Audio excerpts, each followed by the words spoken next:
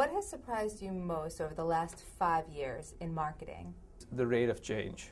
If you go to any marketing client, they'll talk about things like Apple iTunes and Google and MySpace, and none of them existed 3 years ago. So if you did 3-year planning 3 years ago, everything you're worried about today didn't exist 3 years ago. So it's very hard to plan with the speed of change. What can we expect over the next 5 years? The next 5 years must seem like an eon. We believe that it's hard to predict the exact things that will happen.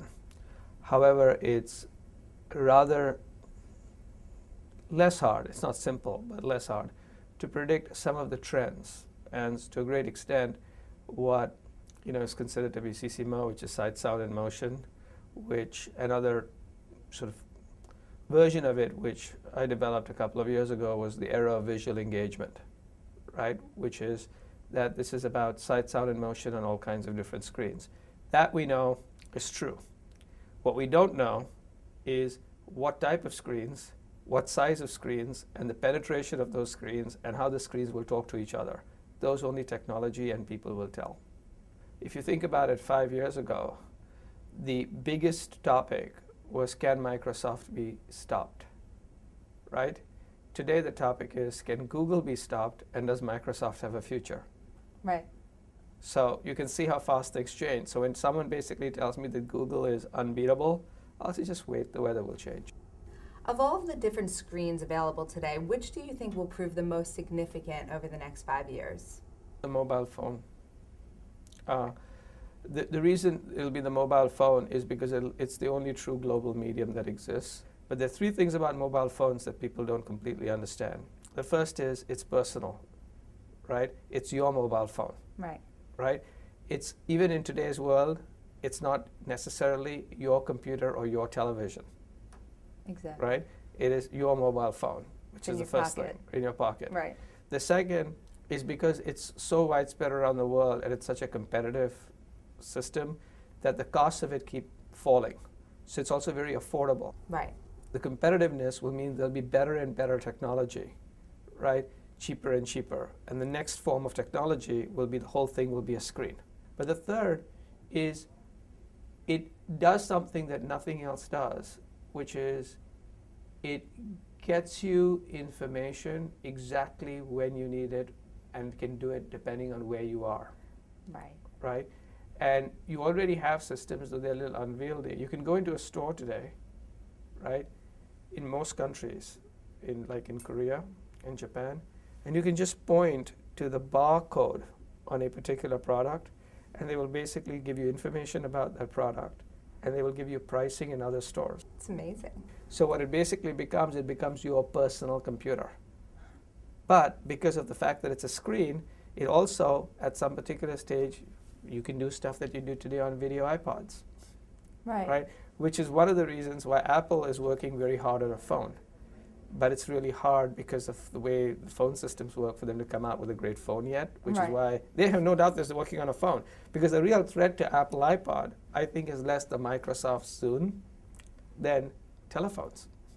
So do you think the internet can deliver the same kind of emotional impact as television? If you think about the internet is plumbing, right? And it's plumbing that's connected, or it's electric supply, right, that's connected to different devices. So to a great extent, there is a basic belief that the best way to engage people emotionally is through rich sight, sound, and motion. Right.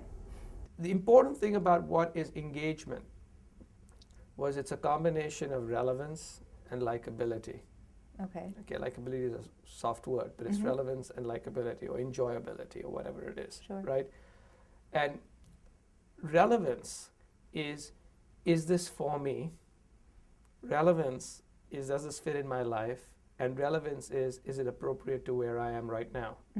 In a very interesting way, the internet allows far greater relevance than television.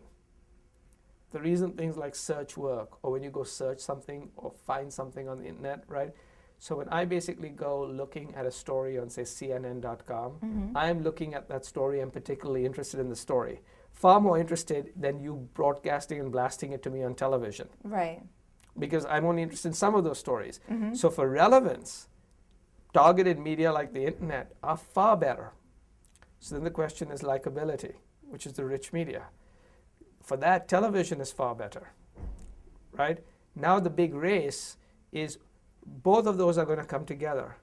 So television is going to look a lot more like the internet, and the internet, if you look at YouTube, looks more like television. But the ideal is sight, sound, and motion, highly targeted and relevant. So you read newspapers every day, so therefore do you think there still is a place for traditional media in this environment, and is it still effective? Well, magazines will do very well, but magazines will have to become very rich magazines. So they're going to have to be, it's going to be a very interesting form of Sisimo, which is if you open a Condé Nast magazine, something like a Vanity Fair, right? If you think about it, it's like a frozen lush screen. True. Right? I mean, that's what it is. You got to have very rich things. On the other hand, a lot of the Time magazine publications look like tissue paper, right? That's a horrible way of competing in this world. So one of the key things is magazines need to become really rich magazines. If they just become paper, it can be replaced. The final one is newspapers. Newspapers are probably the most challenged, and I think it's not necessarily a media that will die, but it'll be one that will shrink dramatically. Anne Sweeney, the co-chair of Disney, just recently talked about piracy as a business model, and she said that pirates compete the same way we do, through quality, price, and availability. So what does this mean for big media? People migrate to quality content. That content matters a lot. That even when people say, well, look at things like YouTube with user-generated content, well, I say, okay, fine, I do look at YouTube with user-generated content. There are 3 statistics about YouTube that nobody with their right mind actually thinks about. The first is there are 100 million videos watched a day. 50,000 videos are added a day. That means there's a ratio of 200 to 1 among the people who watch versus the people who add. Wow. Right? So it's a watching medium, it's not necessarily a user-generated medium. What happens is they can get to watch what people are putting on, that's fine, but it's still a watching medium. The second is if you actually see what they watch, you can break them up into 2 types of programs, right? The popular stuff.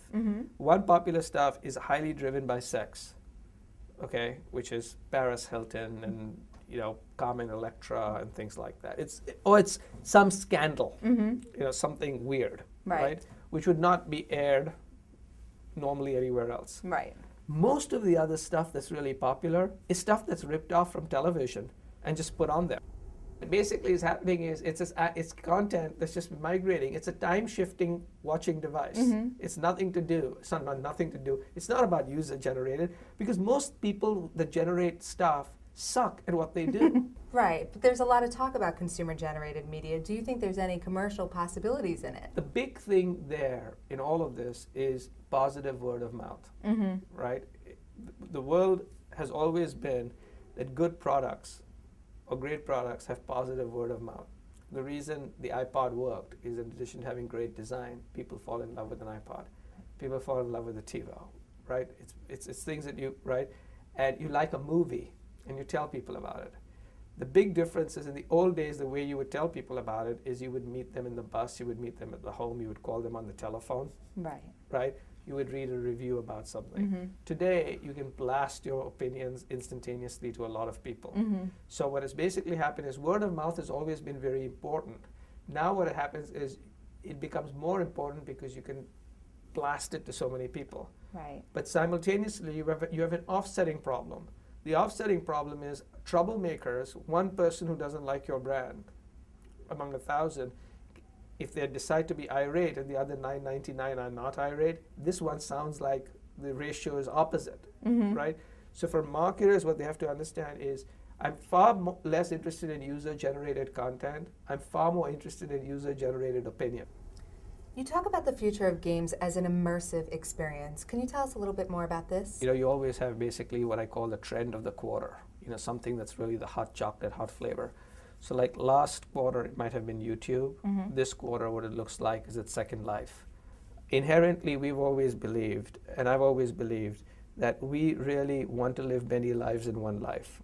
What's basically happened is because of technology, you're now increasingly beginning to not only have to the ability to live those lives, imaginary lives, in your mind, you can also live it inside a screen. Mm-hmm. And As an avatar. as an avatar, as whatever, right? Mm-hmm. And by the time the next generation, which is not this generation, which is PS3 and V, etc., come out, which means the next generation is 6 years away, you will actually be inside and experiencing a movie. If you look at the sports games, Right. the sports games are programmed completely on the reality, right, of how those players play, Mm-hmm. their statistics, right? And the players prepare for their games. In addition to practice, they play NFL Madden against the other team. Wow. And this is in today's world. Imagine Right. where it's going. NVIDIA has come out with a new chip, which basically allows an actress to be so completely developed, right? So they'll basically get an actress, they'll put little bios and diodes on her, make her 6 hours move around in different directions, capture her smiles, etc., and then have a simulated version of her. And that simulated version can now be directed, planned, and manipulated in any particular way, and you don't need the actress anymore. Hmm. Okay? So for instance, if you are an actor or actress, your days of making lots of money have come to an end, right? Because people will basically say, I only need you for a day.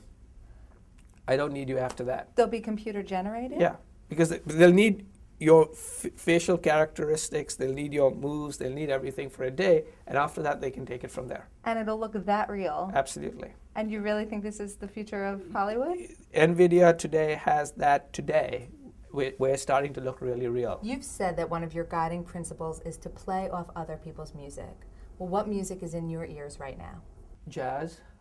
If you actually talk to CEOs of companies, which I get to do a lot of, the key thing that they will tell you that they're worried about is everybody talks about Web 2.0. What they recognize is they don't even have Organization 1.0. Right. Right?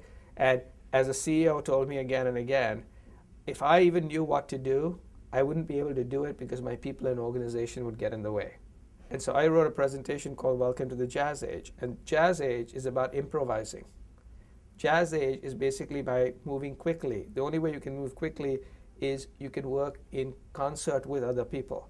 So what begins to happen is you see somebody doing something which is really interesting. Instead of like fighting them, you ride along with them, right? If consumers are moving in a particular direction, that's their particular music, you play off that. You don't try to go against it. You work in collaboration with other skill sets. On a more personal level, what inspires you? Anybody, right, who actually overcomes stuff by basically changing the rules of the game. You create something by changing the rules of the game. It's very easy to destroy things by changing the rules of the game, you know, which is like destruction is easy. Right. You know, like creation is hard. What's really interesting is creating by destroying what stands, but still creating. You know, it's this odd sort of version. And it tends to basically happen, you know, whether in the world of technology, it's as simple as what Steve Jobs did with the iPod, right? I mean, that was, you know, that's a, you know, form of inspiration. Steve Jobs is also very interestingly inspirational. He's got a fantastic speech he gave at Stanford. I don't know if people realize he almost died a year and a half ago. He went in for a test, and they basically said, you've got this form of cancer. You've got 8 weeks, right? Prepare your affairs. And there was 1 chance in 1,000 that he'd have a form of this particular form of cancer that was curable. And he had that particular form. Wow. Right? So in the course of about 24 hours, he thought he was going to die. Oh my God. Right? And therefore, he wrote this talk at Stanford to the stuff, right, which is what I have learned. And among the things basically were is A, do things that are passionately interesting to you, right? Don't do things that are passionately interesting to other things, to other people. And I keep like telling my daughters, do not live in other people's minds, right? So much of our time we spend living in other people's minds. What do other people think of us? Screw them, right? What do you think of yourself? Right. Right? Which is the far more important thing than what other people think. So I look for in different places, but it's people who are like genuine and authentic, right? And who are changing things. And so I've been able to very interestingly now smell out the difference between those people and the rest.